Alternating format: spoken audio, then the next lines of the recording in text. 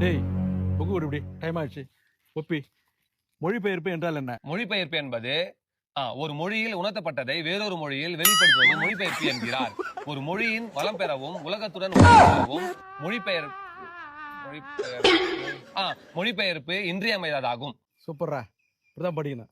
Very good. டேய் நீ ஒப்பி. இப்போ மொழிபெயர்ப்பு என்றால் என்ன சொல்லு.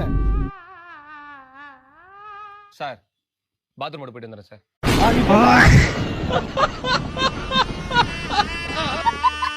சொல்லு. மொழிபெயர்ப்பு என்பது அதுதான் படிக்கணுன்றது.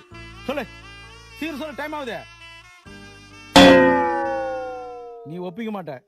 உன்ன மாதிரி பையன் எவ்வளவு அழகா ஒப்பிச்சுட்டு போனா உன்ன.